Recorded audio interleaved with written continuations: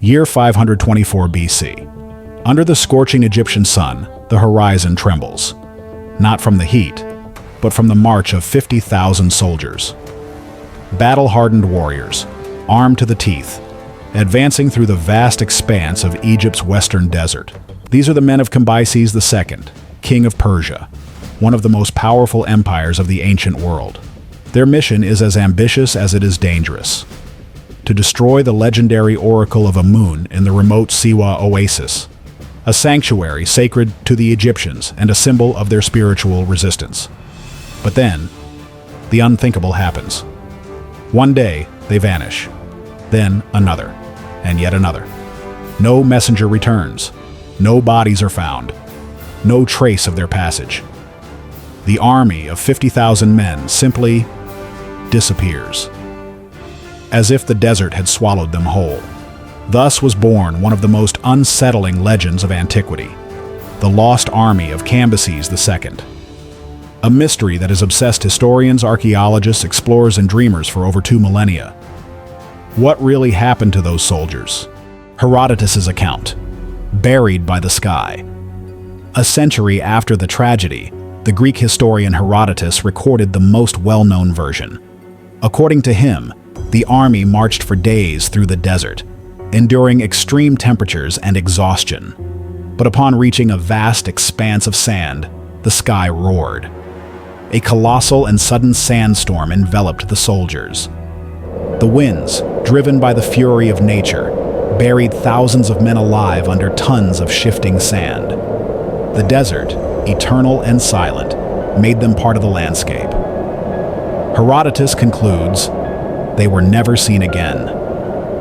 And though it may seem like a mythological tale, the Sahara's sandstorms can last for days, darken the sky like night, and shift entire dunes. Could the desert have completely erased 50,000 men?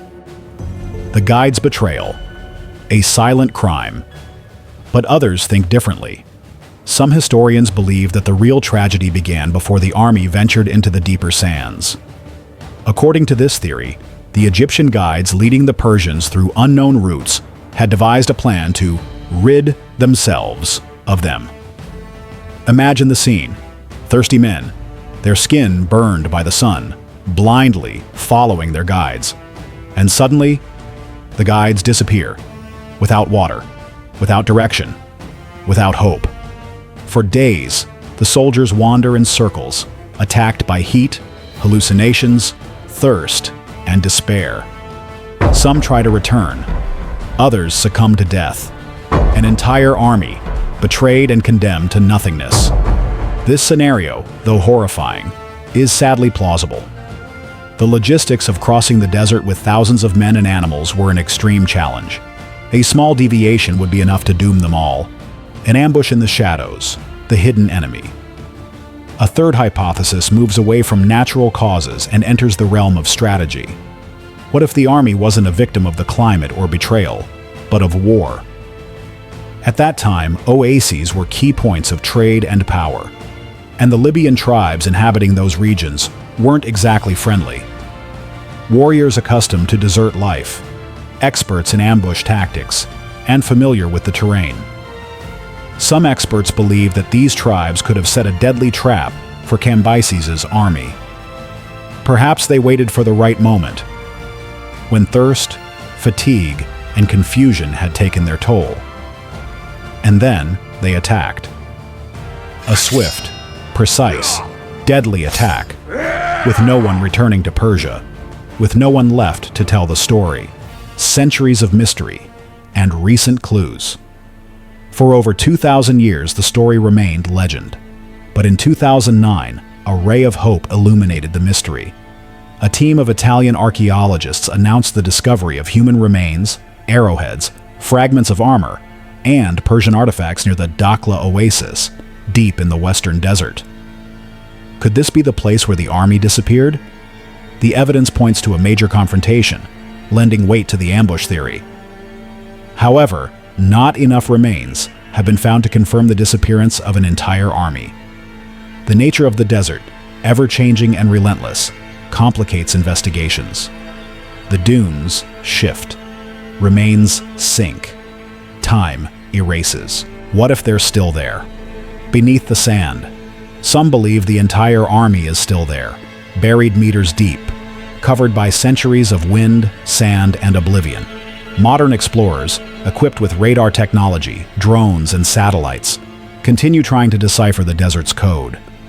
What if one day, a team digs in just the right spot? What if we discover a city of corpses, frozen in time? The fate of Cambyses II's army remains one of the greatest enigmas of ancient history. Was it nature? Was it betrayal? War? Or a combination of all three? Perhaps the desert doesn't want us to know. Perhaps it guards its secrets like an eternal sentinel of history. Or maybe it still waits for someone worthy to uncover them. Because somewhere in a forgotten corner of the Sahara, the footprints of those 50,000 men may still be there, buried beneath centuries of sand, and waiting to be rediscovered. History doesn't always give us answers, but it does leave us clues. And as long as those clues remain, the mystery of Cambyses' lost army will continue to fuel our imagination. So, what do you think happened to those 50,000 soldiers? Nature, betrayal, or war? Let us know in the comments and join us for the next great mystery from the past. Subscribe for more stories time couldn't bury.